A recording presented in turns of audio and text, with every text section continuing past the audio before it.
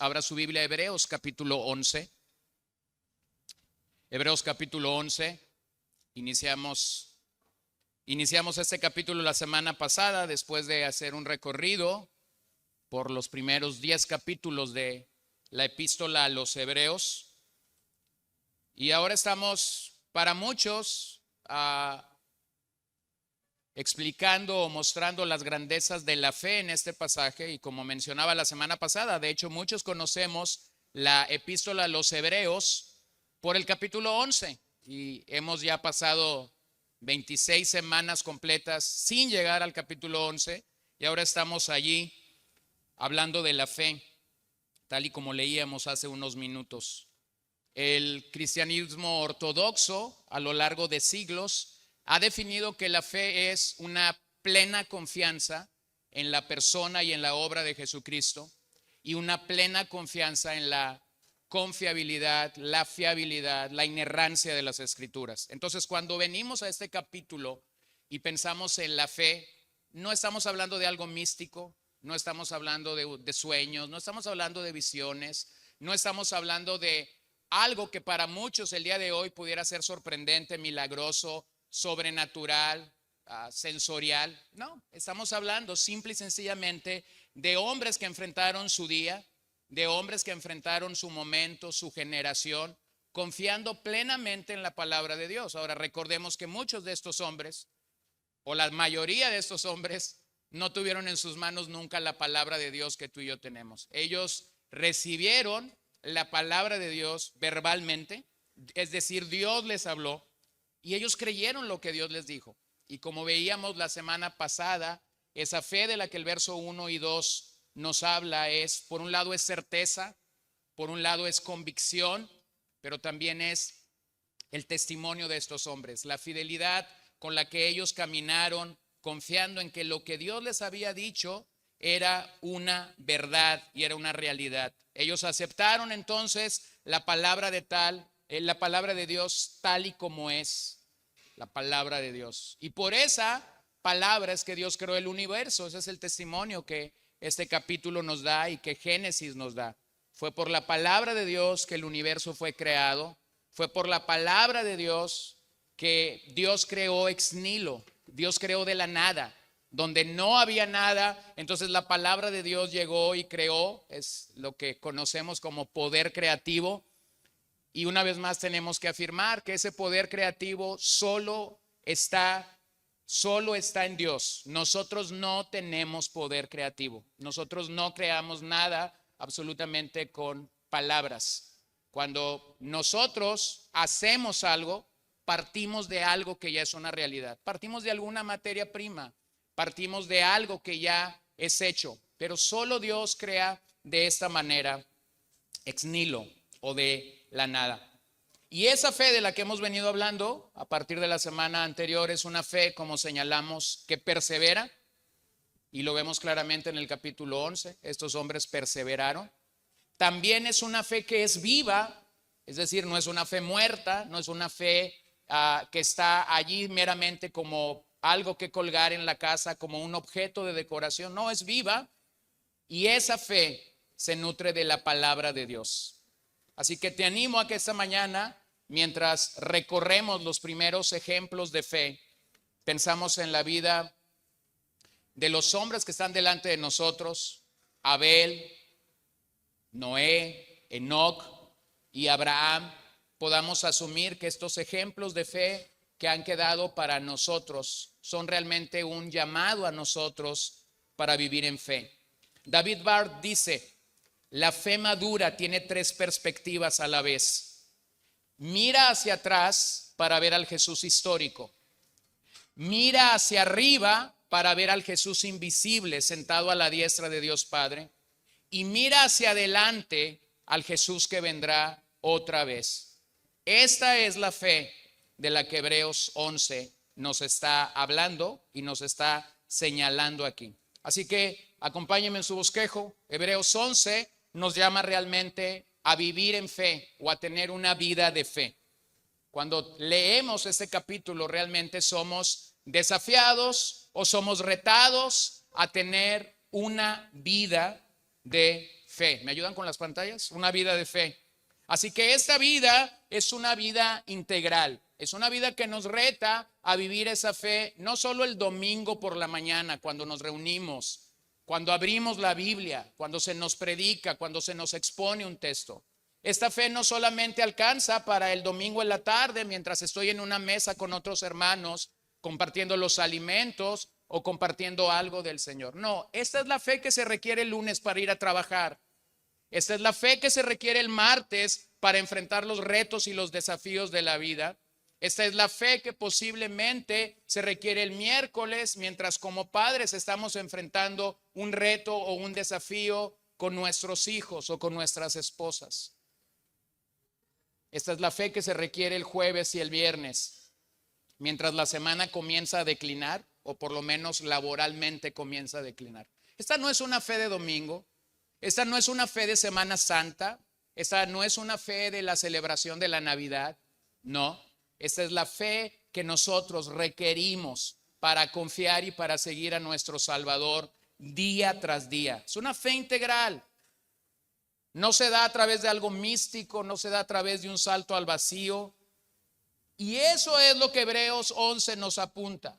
Tenemos la historia de hombres que creyeron, que ejercitaron, que practicaron una fe salvadora, que enfrentaron desafíos y retos sorprendentes y que nos deben llevar a la convicción y a la confianza de que Dios nunca miente.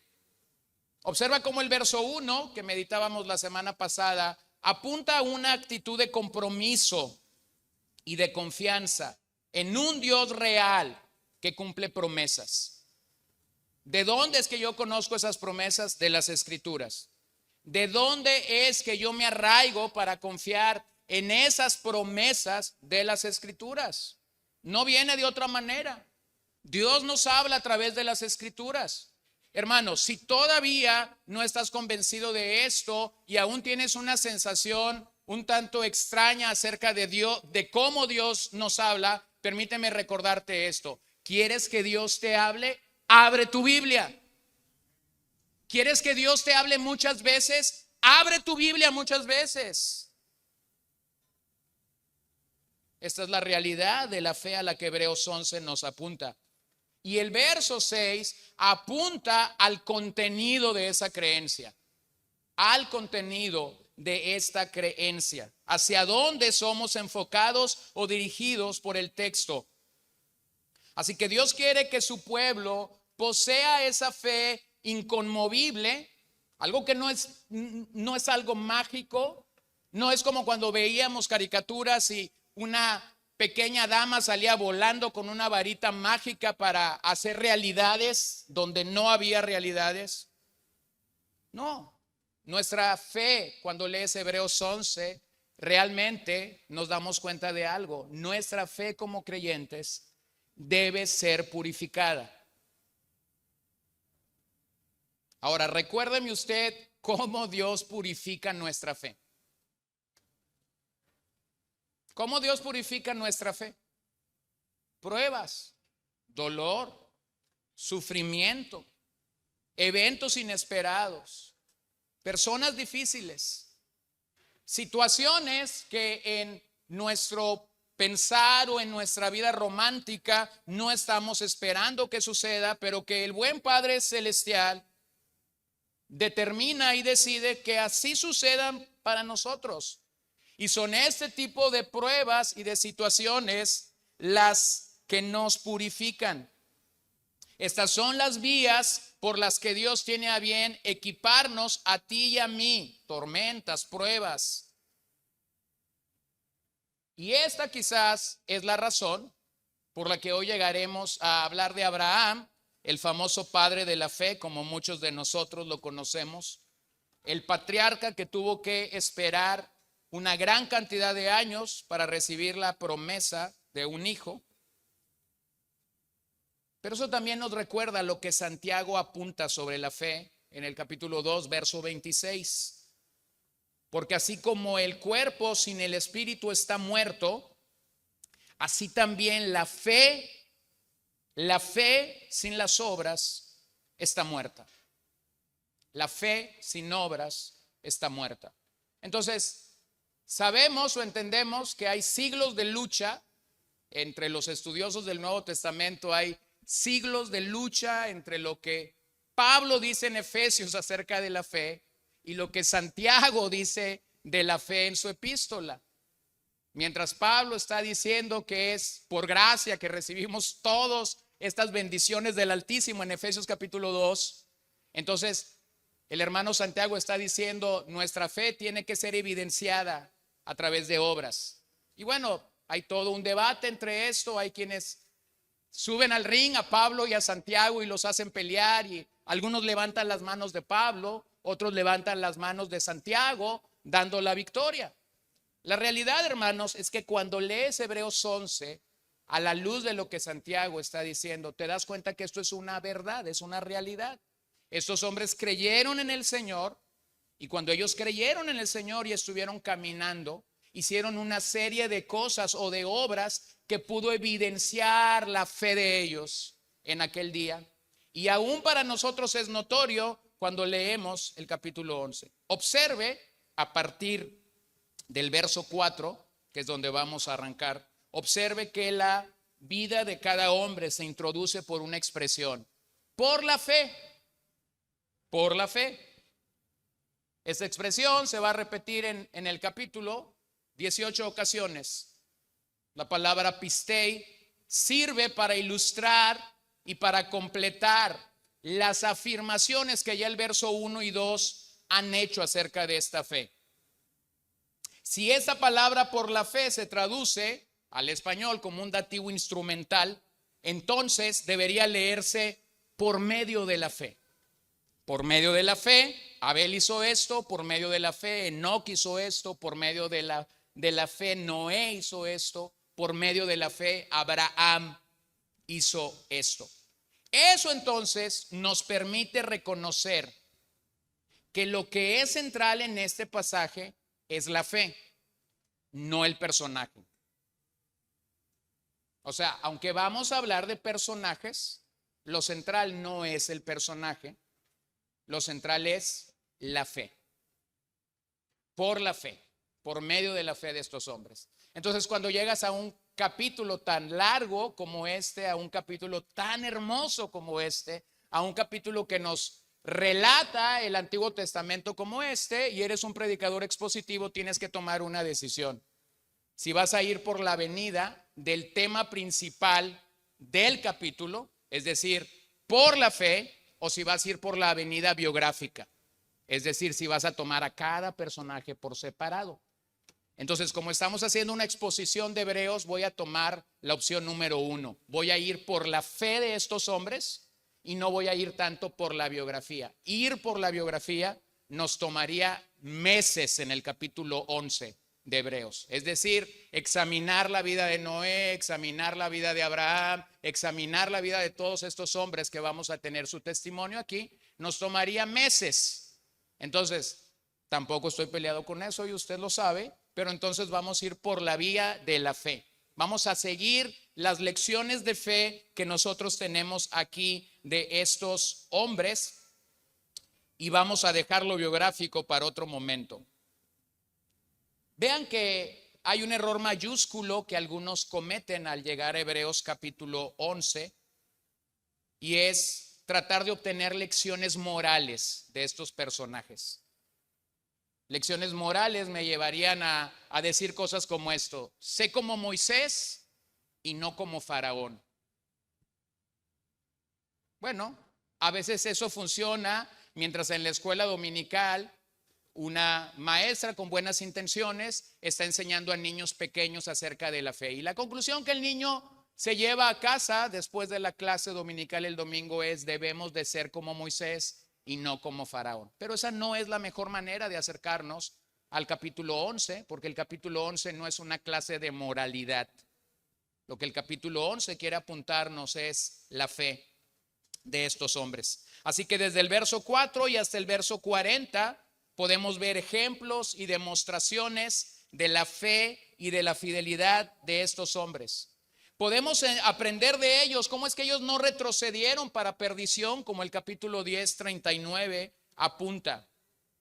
podemos ver cómo estos hombres nos modelan una fe perseverante a lo largo de la historia. Y podemos ver también cómo es que todo un pueblo camina en fe. Sin olvidar que la semilla que el autor de Hebreos coloca en el capítulo 10 es: más el justo por la fe vivirá. Más el justo por la fe vivirá. Así que revisemos primero la fe de Abel esta mañana. La fe de Abel. Y bueno, si tú quieres más información sobre la biografía del hombre, puedes leer en casa Génesis 4 del 1 al 15.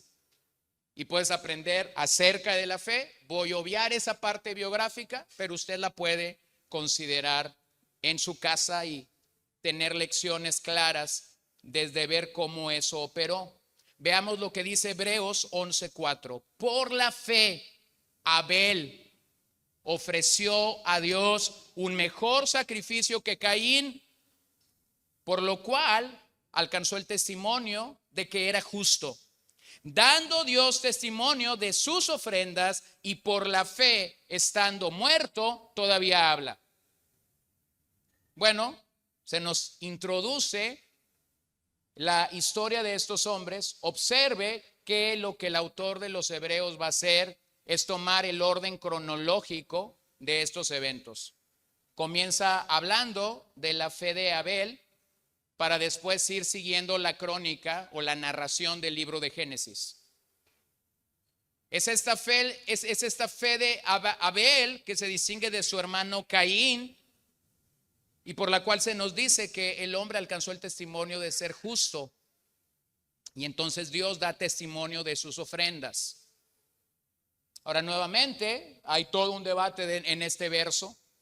Hay quienes apuestan que la aceptación de la ofrenda de Abel tiene que ver con este uso de sangre, con este sacrificio que apunta hacia el sistema levítico y que apunta hacia Cristo, por un lado.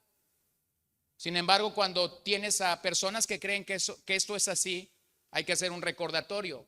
Dios no ha dicho nada acerca de sacrificios antes de que Abel está ofreciendo un sacrificio de esta índole.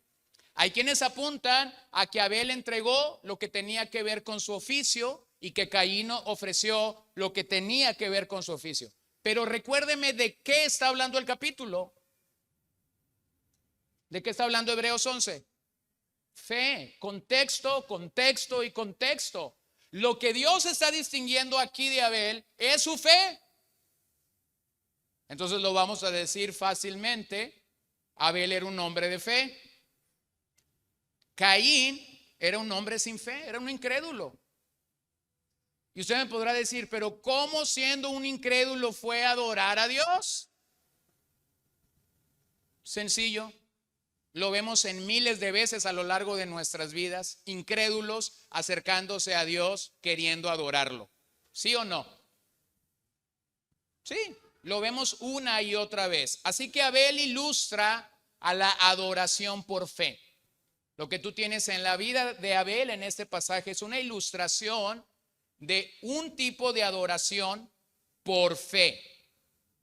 Un mejor sacrificio, un sacrificio más excelente, apunta no tanto al tipo de sacrificio que Abel llevó delante de Dios. Apunta a la fe que originó que Abel se acercara a Dios para adorarlo. De hecho, si usted es un lector cuidadoso de las Escrituras, se dará cuenta que el libro de Génesis, cuando habla de la ofrenda o de la adoración de Abel, no dice nada acerca de la fe. El libro de Génesis realmente dice que la ofrenda de Abel fue aceptada, la ofrenda fue rechazada. Obsérvelo en Génesis 4:4. También Abel, por su parte, trajo los primogénitos de sus ovejas y de la grasa de los mismos. El Señor miró con agrado a Abel y a su ofrenda. Si usted lee la ofrenda de Caín, usted se va a dar cuenta que el Señor no sintió ese mismo agrado.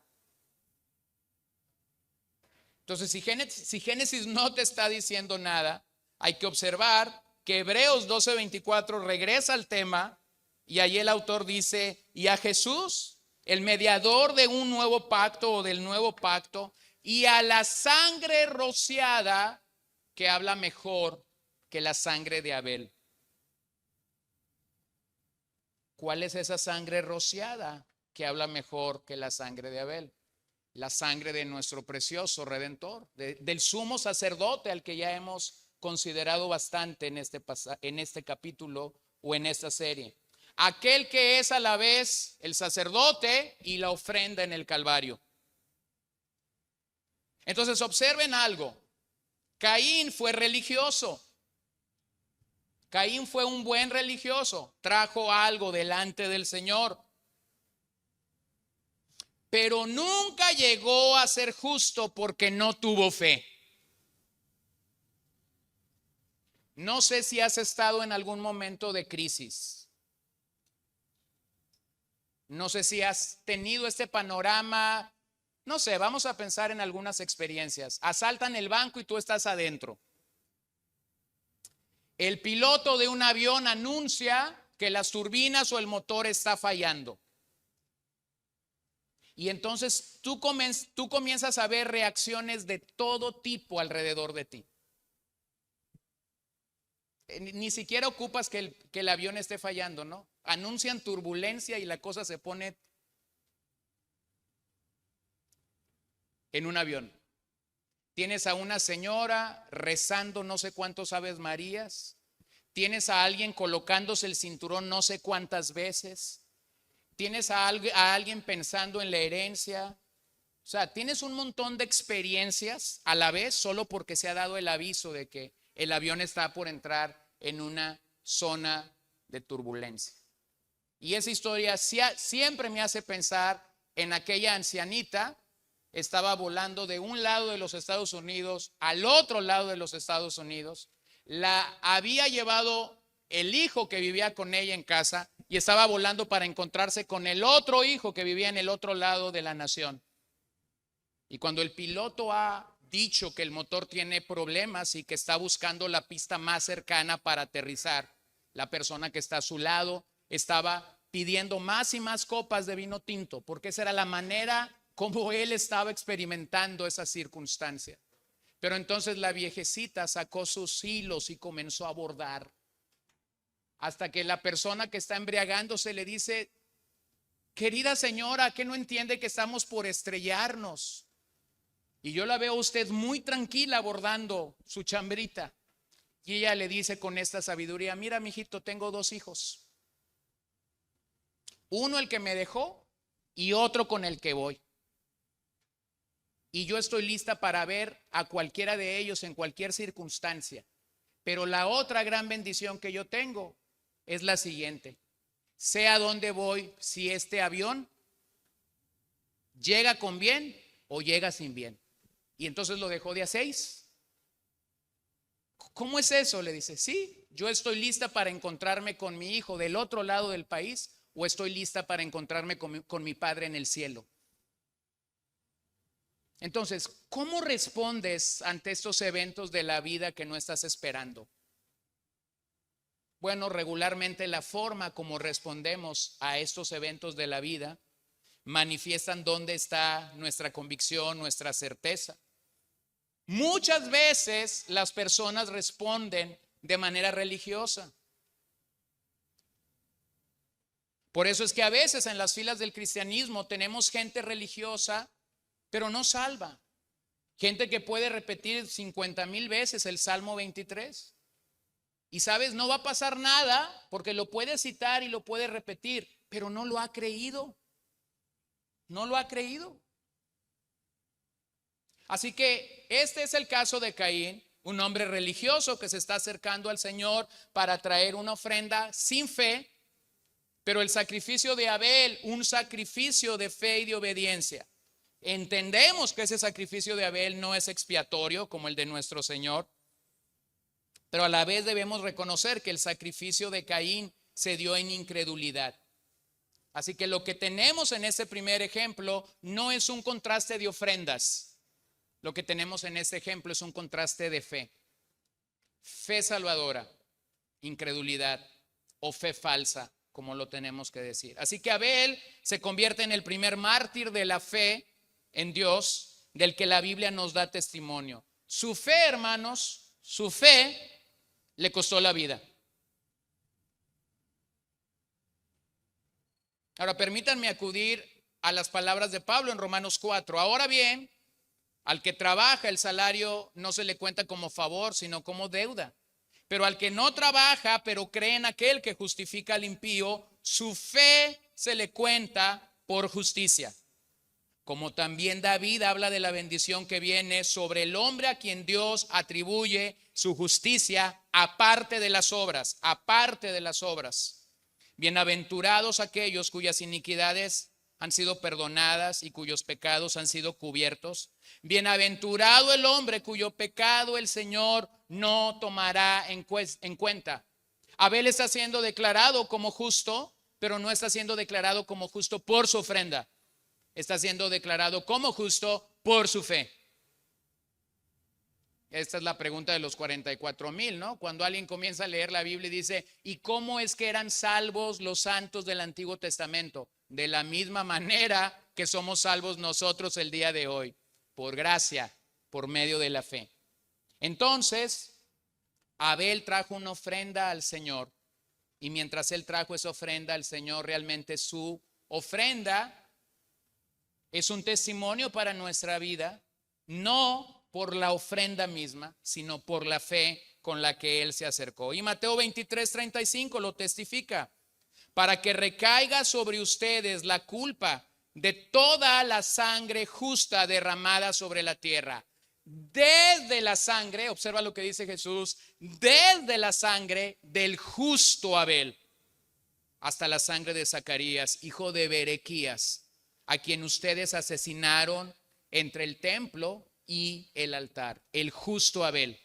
No se dice nada de su ofrenda, pero se nos dice que fue justo. El término teológico en el Nuevo Testamento es justificado. Romanos 5 versículo 1. Justificados pues por la fe.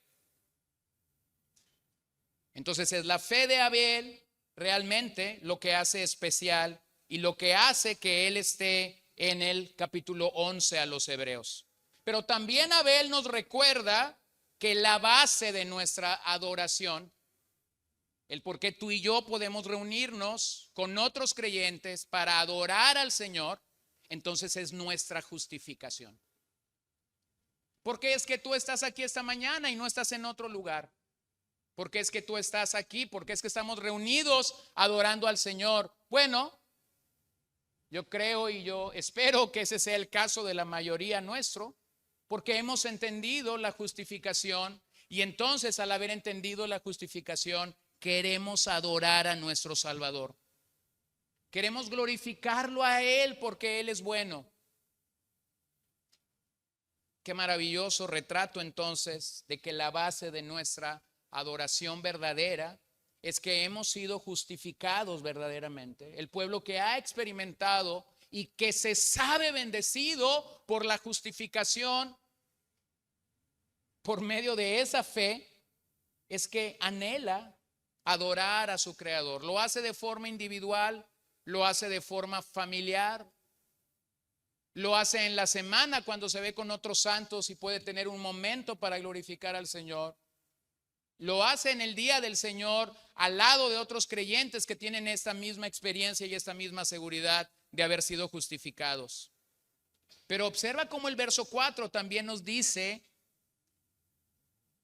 que el sacrificio de Abel sigue hablando.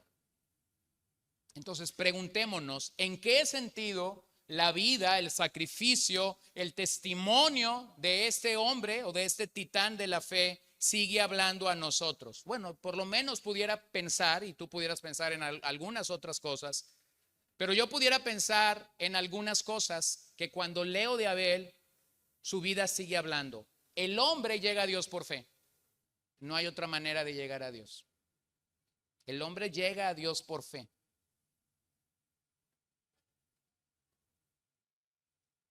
El hombre acepta y obedece la revelación de Dios.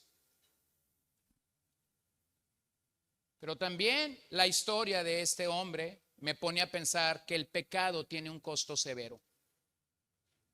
Entonces, cuando yo leo de Abel, estoy pensando en esto. El hombre llega a Dios por fe, el hombre acepta y obedece la revelación de Dios. El pecado tiene un costo severo y lo vemos claramente en el caso de Caín, o el fruto que Caín tuvo por el asesinato de su hermano.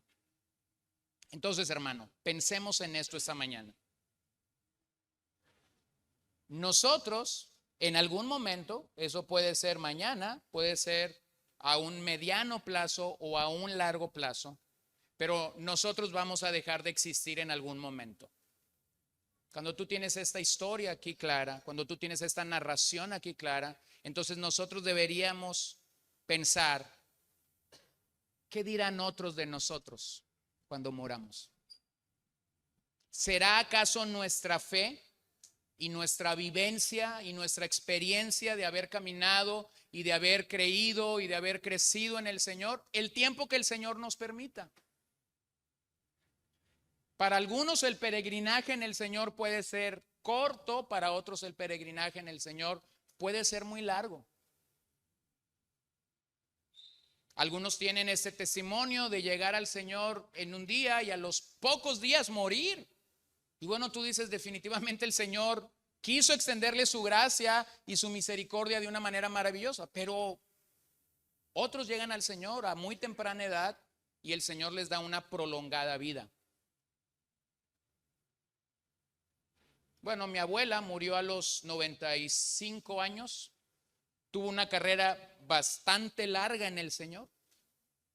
Conocemos a otros hombres que rondan esta edad y que han tenido una carrera de 60, 70 años caminando con el Señor. Bueno, eso cada vez es como tener una pieza de museo, es como ir a un museo, ¿no? Pero a algunos el Señor en su benevolencia les da una larga vida, a otros les da una mediana vida. Pero yo creo que todos deberíamos pensar cuando leemos de Abel, si la fe tuya y mía realmente dejará un legado. Bueno, como padre, por lo menos deberías estar pensando en que ese legado alcance para tus hijos. Alcance para que tus hijos puedan tener el conocimiento de las Escrituras, del Evangelio, el que tus hijos pudieran llegar a conocer al Señor. No estamos hablando de heredar la fe, ¿ok? Entendemos que eso no es así, pero sí estamos entendiendo de que tus hijos puedan llegar a reconocer tu labor en el Señor. Hace unos años atrás, un predicador sumamente famoso en la era donde vivimos, por su tiempo en el ministerio, por todos sus libros, enfrentó la crítica de muchos cristianos en Estados Unidos por causa de la apostasía abierta de uno de sus hijos. Y en alguna ocasión me tocó escuchar una entrevista que hicieron a uno de sus hijos, a este hijo que abiertamente había apostatado la fe de su padre. Y cuando lo entrevistan a él en el aeropuerto, él dice, les va a parecer muy paradójico lo que yo voy a decir. Y entonces, en palabras más, palabras menos, este joven decía, yo estoy peleado con Dios, pero no con mi padre. Mientras yo estuve en casa, mi padre día a día leyó las Escrituras para nosotros, nos dijo todo lo que nos tenía que decir del Señor, oró por nosotros cuantas veces se requirió que oraran. Yo no tengo nada malo que decir de mi padre. Es más, yo recuerdo haber asistido a la iglesia y que este hombre detrás del púlpito dijera a otros hombres, esto es lo que usted tiene que asegurarse de hacer con sus hijos que no son creyentes. Dice, él lo hizo fielmente. Entendemos que nuestra fe no es heredada en ese sentido, de que los que nacen o surgen de la bendición de un matrimonio es como algo que se transmite así genéticamente. Pero entendemos que por lo menos un padre cristiano debería de estar preocupado por ese legado de fe que va a dejar a sus hijos. Y si el Señor te ha dado alguna influencia más grande en tu trabajo, si el Señor te ha dado alguna influencia más grande al poder sostener espiritualmente, alimentar, dirigir a otros. Entonces tú deberías de estar simplemente pensando en esto. ¿Cuál es el legado de fe que yo estaré dejando? Así que este es un desafío para nuestras vidas. ¿A qué nos llama ese desafío? Sigue proclamando a Cristo, sigue adorando a Cristo, de tal manera que cuando tú y yo seamos llamados a la presencia de Dios, otros puedan reconocer ese legado en tu vida. Número 2, la fe de Enoc.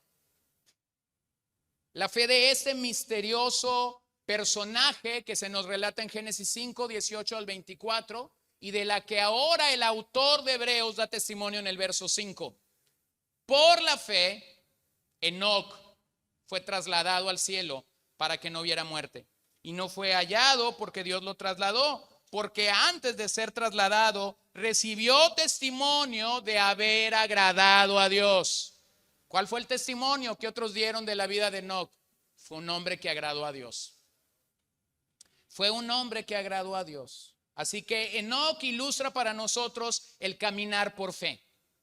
Otros dieron testimonio, observa eso, otros dieron testimonio de cómo la vida de Enoc estaba agradando a Dios.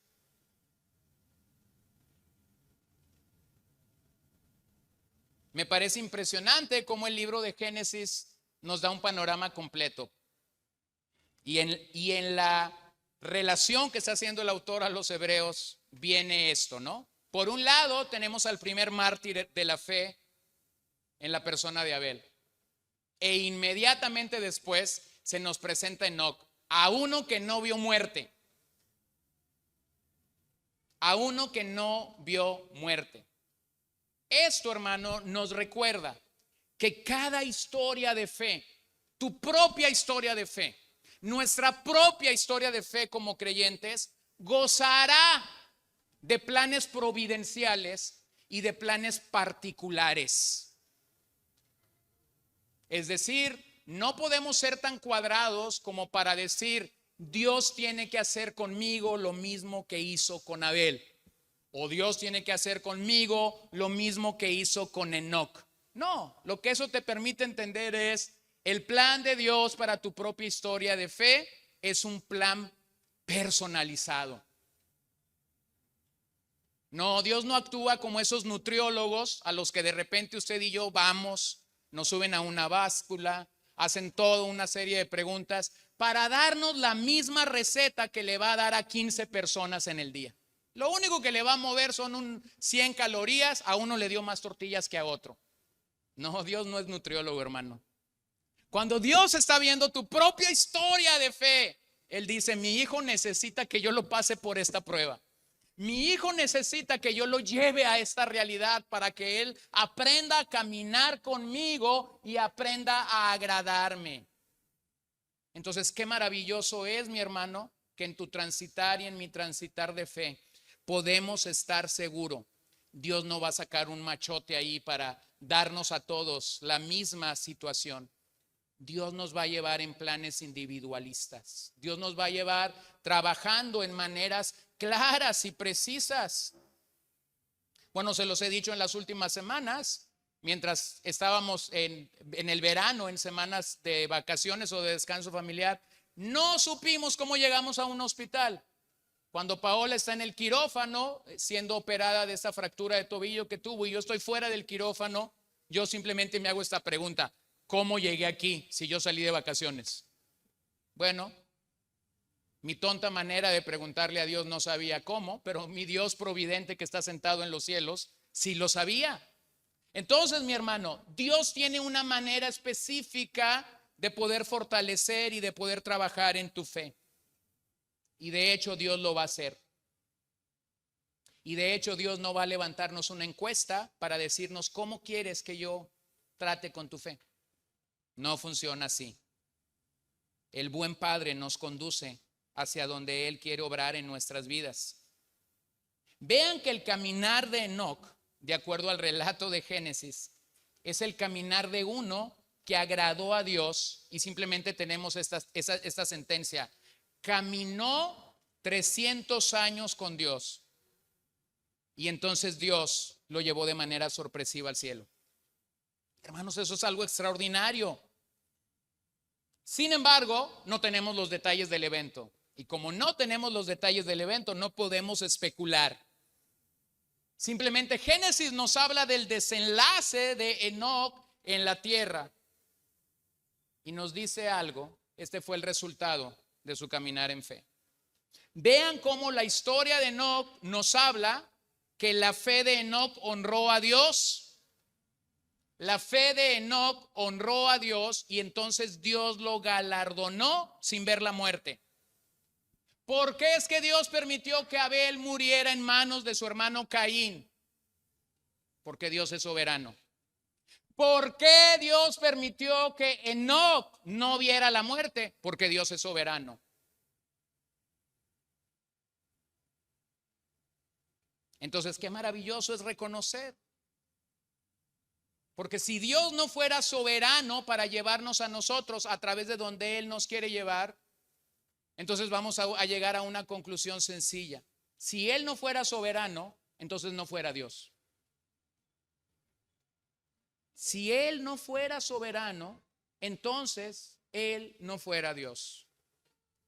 Entonces recuerda, hermano, cuando estamos en el valle, cuando nuestra fe está tambaleando, cuando nuestra fe está siendo debilitada, recuerda, Dios dispuso esto que tú y yo estamos viviendo. Dios lo dispuso porque tiene un propósito, porque tiene planes, porque tiene una agenda. Y su agenda es diferente con cada uno de nosotros. El caminar de Enoc entonces resulta totalmente coherente a la enseñanza de el profeta que se pregunta, ¿qué pide Dios de nosotros? Hacer justicia, hacer misericordia y ser humilde delante del Señor. Bueno, eso no ha cambiado. Dios quiere que nosotros sigamos siendo justos, practicando la misericordia y siendo humildes delante de Dios. Pero también podemos encontrar que Enoc no solamente caminó con Dios, sino lo predicó y entonces entró a su presencia. No solamente la Biblia nos da el testimonio de que Enoc caminó con Dios, la Biblia también nos dice que él predicó y entonces entró a su presencia. Vean cómo Judas, cuando habla de Enoc, dice algo maravilloso. De estos también profetizó Enoc en la 7ª generación desde Adán, diciendo, el Señor vino con millares de sus santos para ejecutar juicio sobre todos y para condenar a todos los impíos de todas sus obras de impiedad que han hecho impíamente y que todas las cosas ofensivas que pecadores impíos dijeron contra él. Judas está diciendo algo que es sorprendente, porque Judas está hablando no de la primera venida del Hijo de Dios.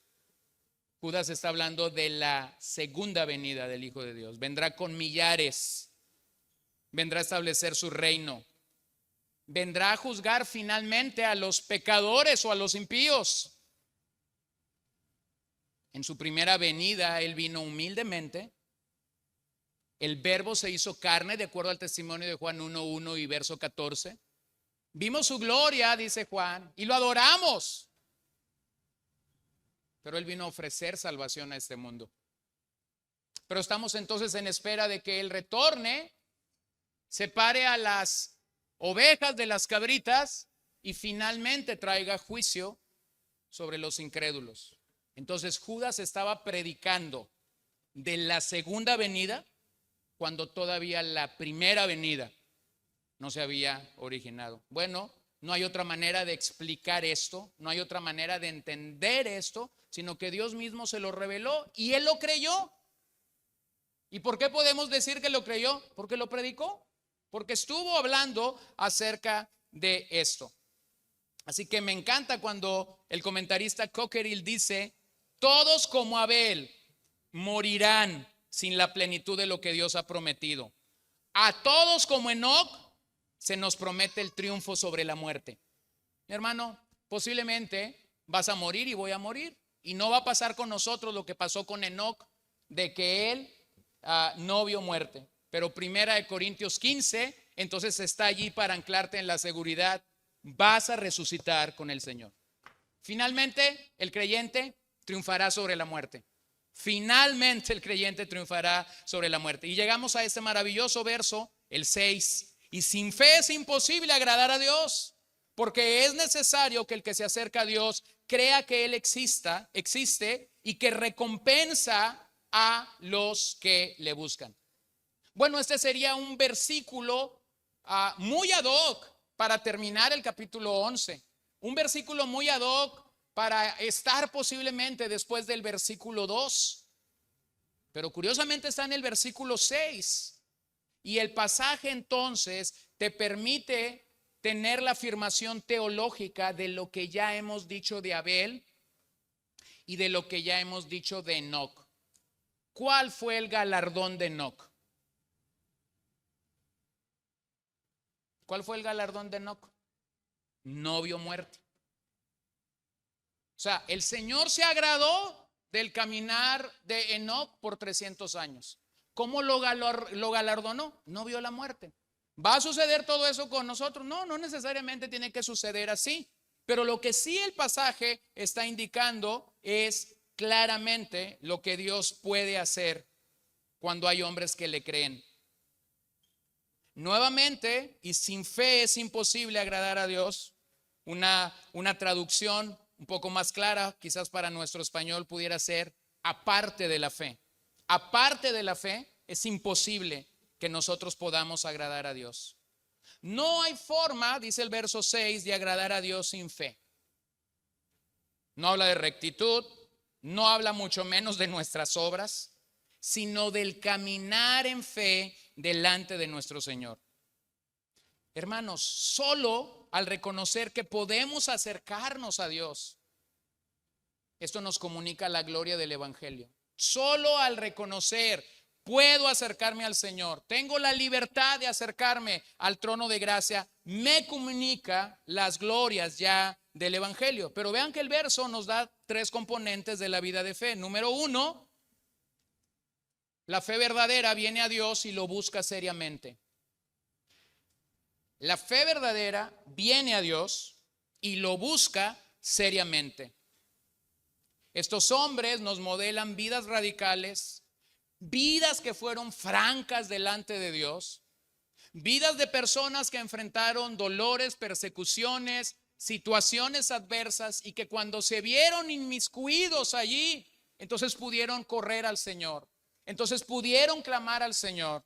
Y eso casa muy bien con lo que ya hemos leído en Hebreos 4:16 y 10:22 acerca de acercarnos con confianza al trono de gracia, de acercarnos al Señor con corazones sinceros, de acercarnos sabiendo que Él es real para nuestras vidas y que de su trono emana gracia y misericordia para nosotros. Pero esa fe verdadera del verso 6 también dice: cree que Dios existe. Cree que Dios existe. Esta creencia en Dios es un apoyo seguro. Esta creencia en Dios se manifiesta en actos de fe.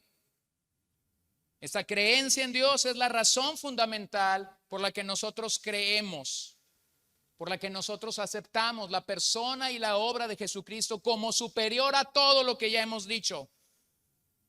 Esta creencia es la existencia de Dios, quien declaró su voluntad a los padres por los profetas, Hebreos 1:1 y 2, y en nuestros días postreros habló a través de su Hijo amado Jesucristo. Mira cómo el apóstol Juan da testimonio de ello en la primera epístola. El que cree en el Hijo de Dios tiene el testimonio en sí mismo. El que no cree a Dios ha hecho a Dios mentiroso, porque no ha creído en el testimonio que Dios ha dado respecto de su Hijo. Entonces, ¿dónde es que encontramos el testimonio de Dios respecto de su Hijo? En la Biblia. Lee la Biblia. Toma la Biblia con seriedad. Acércate sinceramente. Y si todavía eres de los cristianos que dices: yo quisiera que Dios me hablara audiblemente, entonces léete la Biblia en voz alta para que Dios te hable audiblemente. Y si eres un tanto perezoso, entonces enciende alguna aplicación y permite que la Biblia esté transitando allí para ti. Bueno, hace unas semanas tenía que leer todo el Antiguo Testamento mientras estaba llevando una materia, y eso era un reto titánico porque aparte tenía que leer unas 1000 hojas de varios libros. Así que comencé a usar esta aplicación desde Génesis hasta Malaquías y trajo una tranquilidad maravillosa a mi vida. Entonces, mi hermano, hay opciones, pero ¿quieres escuchar audiblemente la voz de Dios? Lee la Biblia en voz alta, escucha la Biblia en voz audible para ti. Número 3, confía que Dios lo recompensará. Esa palabra que Dios es galardonador o recompensador es una palabra que en griego solo aparece aquí en el Nuevo Testamento. Es una palabra que se utiliza para describir a alguien que paga el salario de otra persona. Entonces, ¿en qué forma eso sucede? Bueno, Dios es un galardonador, y eso lo único que me puede llevar a pensar es la gracia del evangelio. No hay nada que Dios tenga que pagarme, ni a mí ni a ti, hermano. No hay nada absolutamente por lo cual Dios tenga que recompensarme a ti y a mí. Pero en lo único que eso me lleva a pensar es: el rico se hizo pobre para que nosotros pudiésemos ser enriquecidos en gracia. El Hijo de Dios descendió a esta tierra para que nosotros entonces podamos acercarnos delante del trono y podamos decir: Padre nuestro que estás en los cielos. Así que esta es la gracia del evangelio. Él emana gracia y misericordia desde su trono, tal y como lo afirma la epístola en su totalidad. Dios nos otorga incontables y portentosas promesas, pero entonces hacemos bien en creerlas, entonces hacemos bien en obedecer su palabra y en recibir su gracia permanente para nuestras vidas. Observa cómo hay algunas imágenes de esto. Génesis 15:1, hablando de Abraham. Después de estas cosas, la palabra del Señor vino a Abraham en visión diciendo: no temas, Abraham, yo soy escudo para ti. Tu recompensa será muy grande. Tu recompensa será muy grande. Bueno, esta es la palabra de Dios a Abraham. La recompensa que él tendría sería muy grande. O velo en Hebreos 10:35. Por tanto, no desechen su confianza, la cual tiene gran recompensa. Esta confianza a la que somos llamados a tener en el Señor finalmente tendrá recompensa. En número 3, la fe de Noé. Una historia relatada para nosotros desde el capítulo 5 y hasta el capítulo 9 en Génesis. Y cuando pones a pensarte en lo que Noé vivió, te darás cuenta que él sobrevivió al diluvio por una simple razón: porque creyó la palabra de Dios. Todas las acciones de Noé fluyeron de la fuente de su fe. Todas las acciones de Noé fluyeron de la fuente de su fe. Hebreos 11:7. Por la fe Noé, siendo advertido por Dios acerca de cosas que aún no se veían, con temor reverente preparó un arca para la salvación de su casa, por lo cual condenó al mundo y llegó a ser heredero de la justicia que es según la fe. ¿Qué nos ilustra Noé? Noé ilustra la obediencia por la fe. La manera como él practicó la fe fue obedeciendo a Dios. Ahora pensemos un poquito en el diluvio, porque debemos entender que el juicio sobre la tierra fue divinamente orquestado. No se debió a un cambio climático, no se debió a una reestructuración universal, no se debió a nada, sino que todo fue orquestado divinamente. Pero ponte a pensar en esto: hasta el día de Noé, hasta el momento que él tuvo que enfrentar este evento histórico, no ha habido un diluvio universal. No ha existido un arca con las dimensiones que Dios le pidió que la construyera para salvaguardar a toda la especie. Esos eventos no han pasado antes de que Dios pidiera a Noé. Entonces, a esto es lo que apunta cuando dice el verso 7, siendo advertido acerca de cosas que aún no se veían. No se había visto un diluvio universal, no se había visto un arca de esas dimensiones, no se había visto que todo este montón de animalitos llegaran y subieran al arca. Hasta ese punto el diluvio era una advertencia, pero no era una realidad para la generación de Noé. Así que Noé pasó los próximos 120 años de su vida construyendo un arca y advirtiendo a toda esta generación acerca de que Dios enviaría un diluvio. Entonces, hermanos, cuando nosotros vemos que nadie le creía, nosotros decimos, pero ¿por qué no le creían?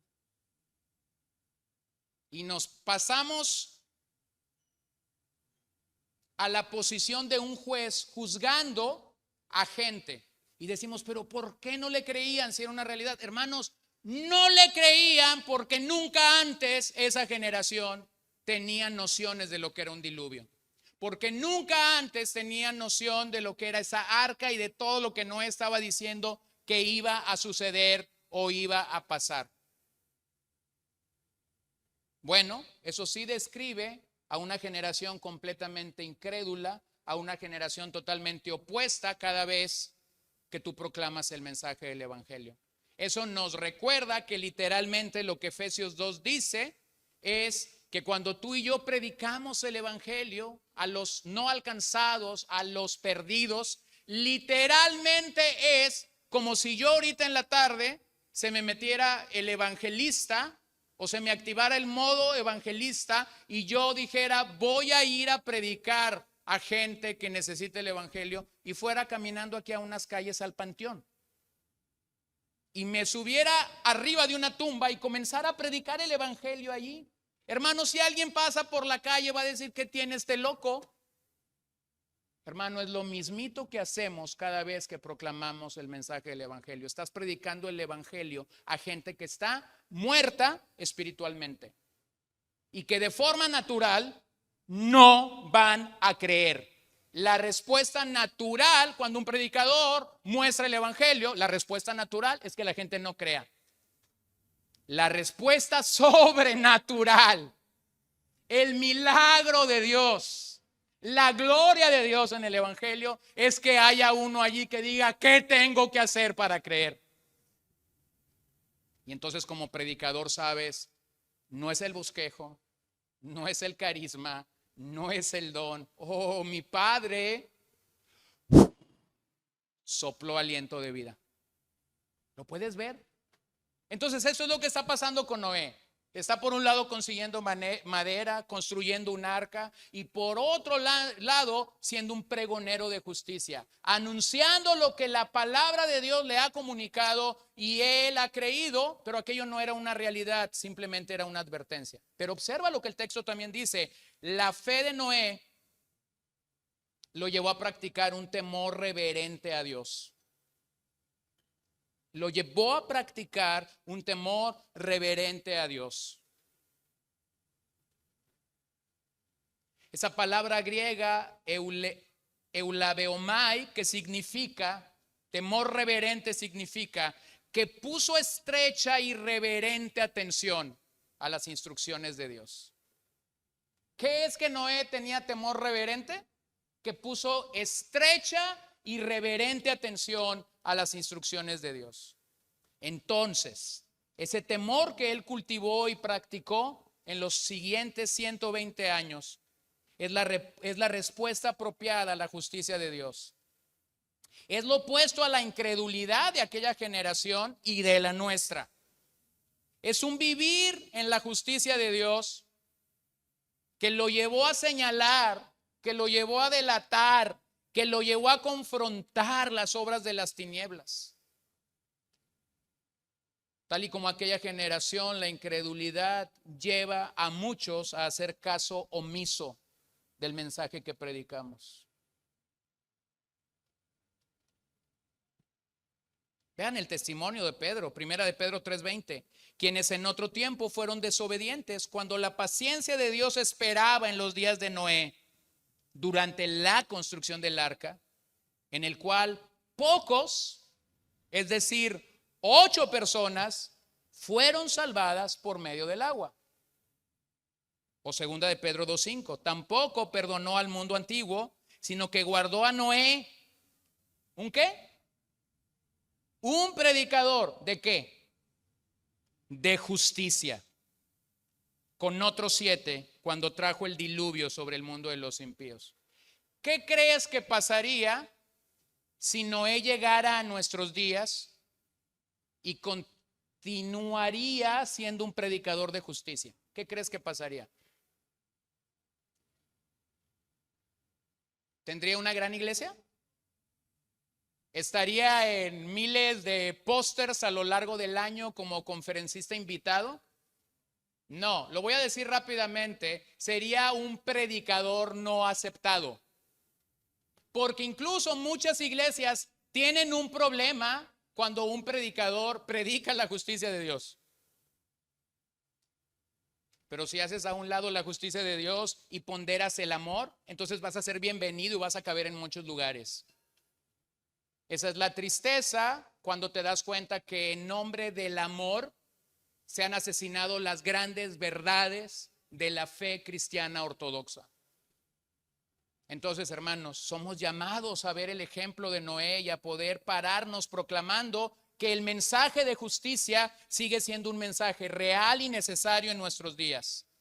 Entonces, Noé creyó el mensaje que proclamó. Este hombre fue llamado justo porque creyó nuevamente el mensaje que proclamó. Gracias a este verso es que podemos reconocer que los santos del Antiguo Testamento fueron también justificados por la fe. Génesis 6:8. Pero Noé halló gracia ante los ojos del Señor. Gracia ante los ojos del Señor. Y finalmente los versos nos comunican que Noé y su familia fueron salvos por la gracia del Señor. A la par que él y su familia fue salva por gracia, el mundo incrédulo fue condenado y sumergido en las aguas. Por las aguas ellos encontraron salvación, por las aguas el mundo antidiluviano fue juzgado. Así que la fe de Noé se muestra dando pasos prácticos hasta el día en que aquello que Dios le había dicho fue una realidad. No era una realidad del diluvio, no era una realidad del arca, tuvo que construirla. Y finalmente el día que Dios dispuso cerrar la puerta de aquella arca, Noé no pudo abrirla. El orquestador del diluvio entonces no es Noé, claramente no es Satanás, el orquestador del diluvio es Dios mismo. Y llegamos a nuestro último personaje esta mañana, la fe de Abraham. Solo voy a introducirme a esta fe porque realmente Abraham es el personaje principal, si lo podemos decir así, o del que más se habla en el capítulo 11. Entonces solamente quiero introducirlo por cuestión de tiempo, pero su historia claramente en Génesis 11 al 25. Ahora veamos versos 8 y 10. Por la fe Abraham, al ser llamado, obedeció saliendo para un lugar que había de recibir como herencia y salió sin saber a dónde iba. Por la fe habitó como extranjero en la tierra de la promesa, como en tierra extraña, viviendo en tiendas como Isaac y Jacob, coherederos de la misma promesa, porque esperaba la ciudad que tiene cimientos, cuyo arquitecto y constructor es Dios.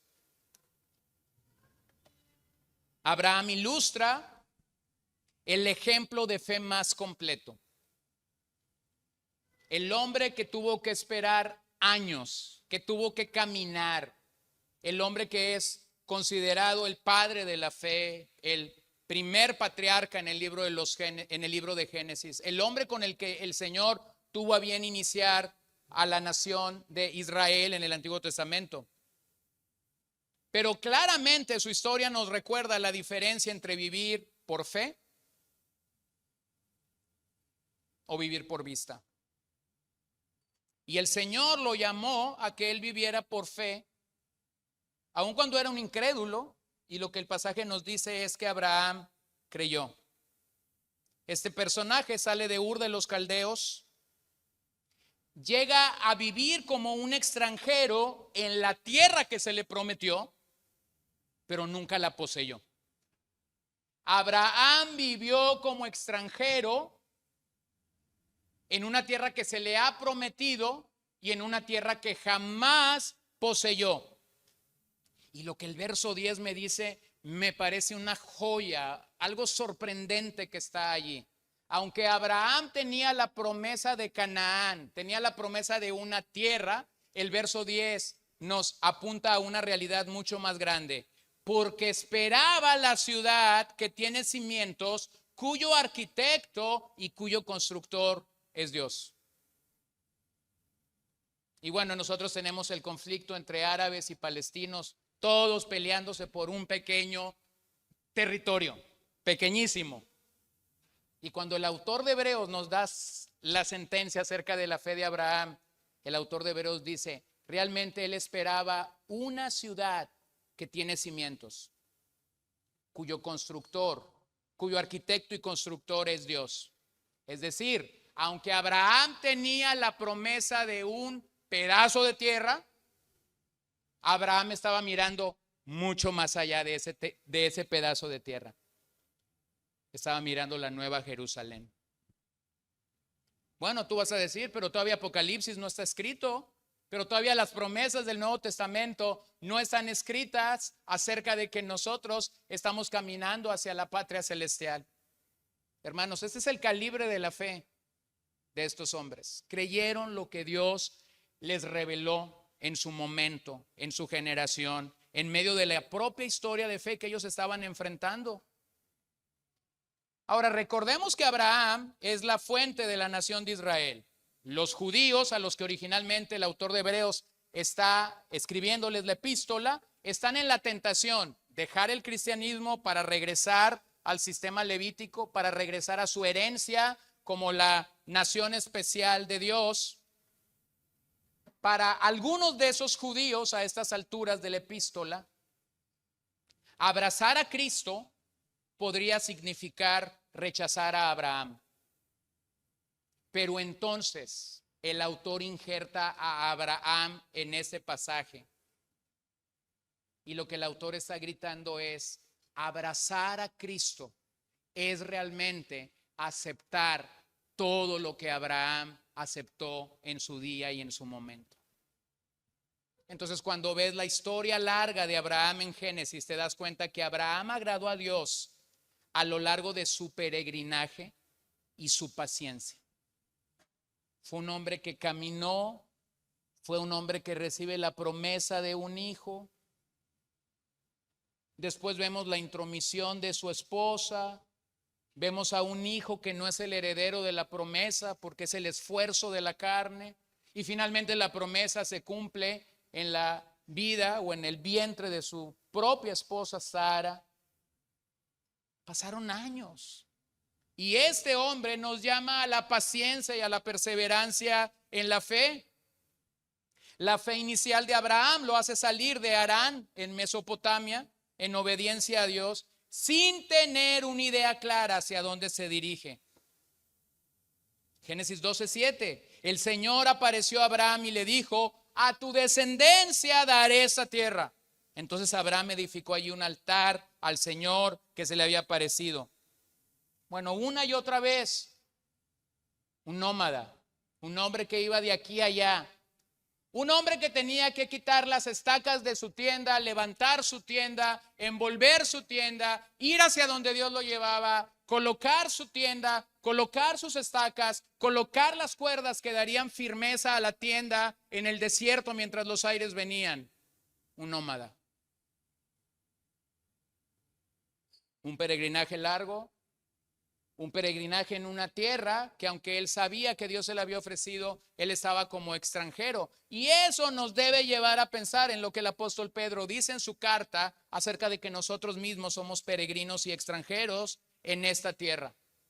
Estamos caminando hacia la ciudad eterna y de esa manera debemos vivir como extranjeros que estamos caminando hacia la promesa de Dios. Primera de Pedro 2:11.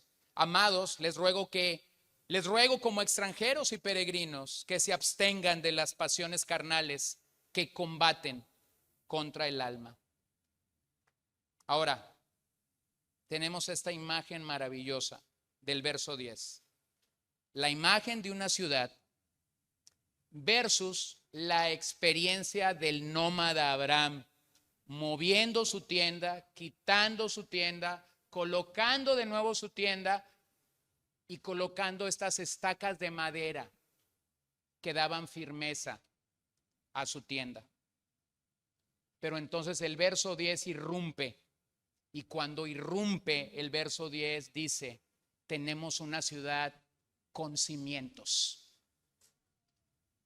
Es decir, ya no hay más estacas.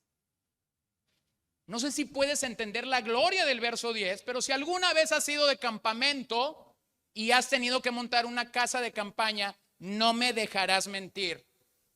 Sobre todo si esa casa de campaña venía con estos elementos de, creo que es aluminio, las estacas estas que son como una L, que en el primer marrazo que le tiramos ya se dobló toda.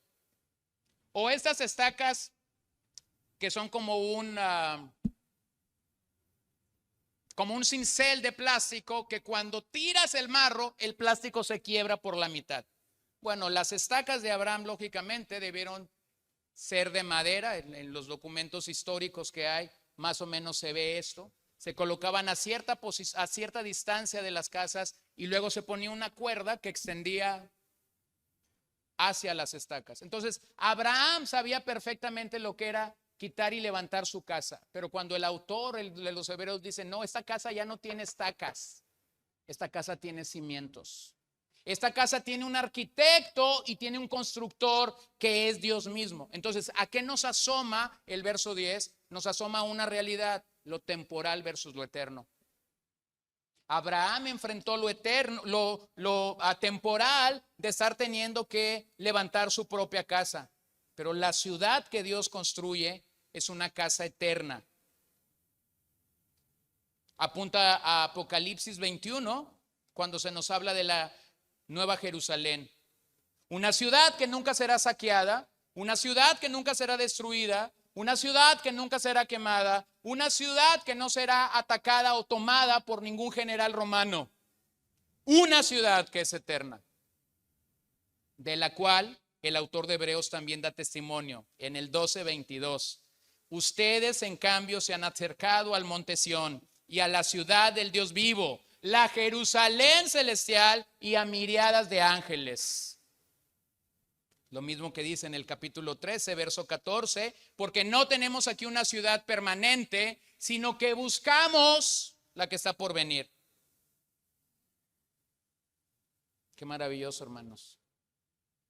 Qué maravilloso entender que Dios no nos demanda ya quitar y poner carpas de campaña, estar preocupados si las estacas se van a quebrar o no, si las cuerdas van a resistir los vientos, pero entonces irrumpe para decirnos: nuestra ciudad tiene cimientos.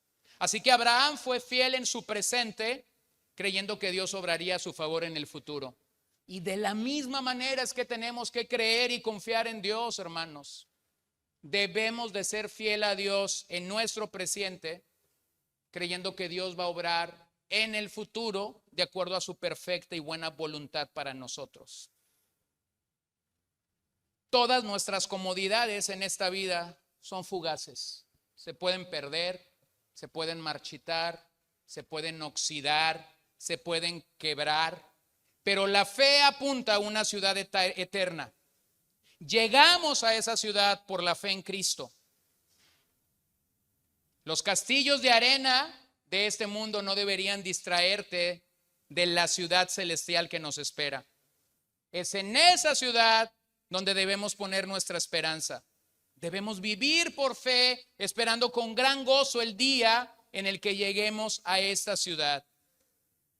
Así que por la fe, Abraham esperaba una ciudad mucho más gloriosa y grandiosa que Canaán.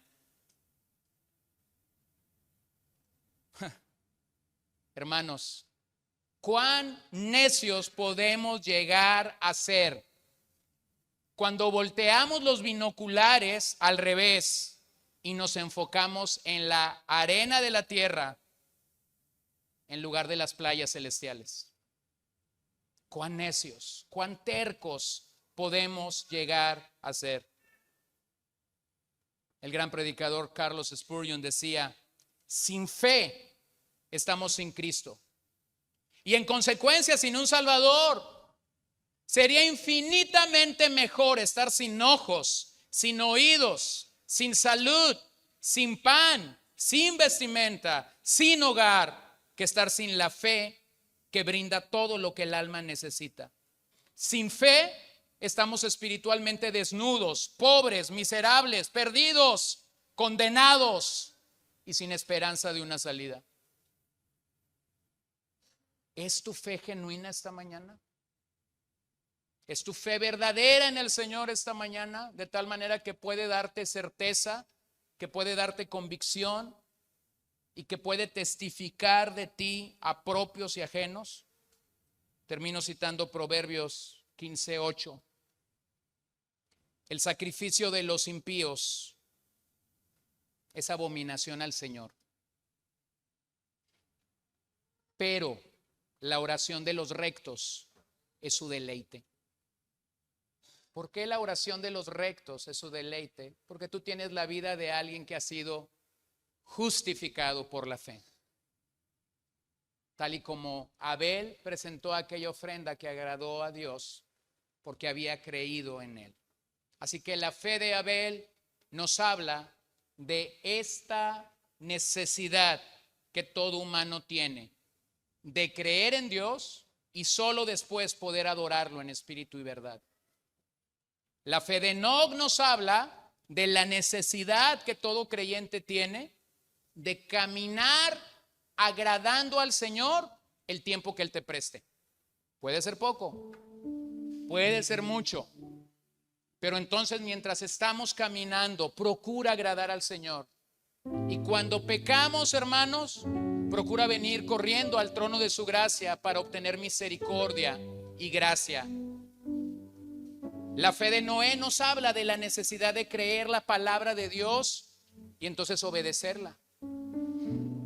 Y finalmente la fe de Abraham nos habla de esta larga jornada que se nos puede presentar. Y somos llamados a creer pacientemente, pero nunca olvidando algo, que se nos ha prometido algo mucho más glorioso que todo lo que tú puedas lograr y tú puedas alcanzar aquí en la tierra.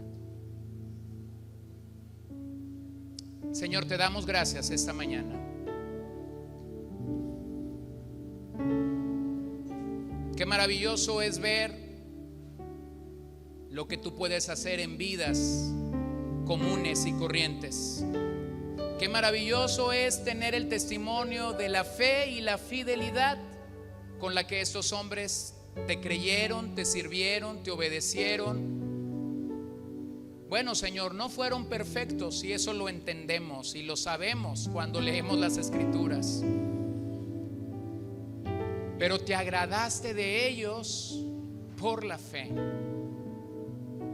Yo ruego a tu Espíritu Santo esta mañana que Él pudiera aplicar esta palabra a nuestros corazones y de una manera específica pudiera desafiar, pudiera retar, pudiera edificar, pudiera consolar lo que nosotros somos en ti.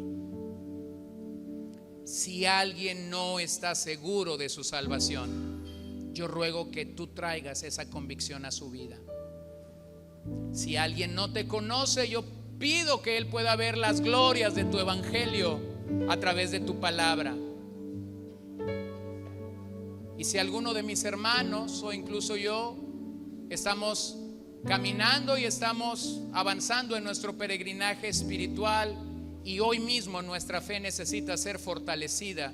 Y hoy mismo nuestra fe necesita ser alineada a tu voluntad. Yo pido que tú lo hagas, Señor. Quizás más de uno en este lugar puede decir: creo, Señor, pero ayuda a mi incredulidad. Así que yo te ruego, Padre bendito, que tú nos sostengas. Y sobre todo que podamos entender que tienes un plan individual para la historia de fe que cada uno de nosotros estamos viviendo. Ahora mismo puede dolerme, ahora mismo puedo quebrantarme por lo que estoy padeciendo o por lo que estoy viviendo. Pero sé que eres providente y soberano. Y sé que no hay un lugar más seguro en el que yo pueda estar que tus propias manos. Te adoramos, Señor. Te adoramos, Señor.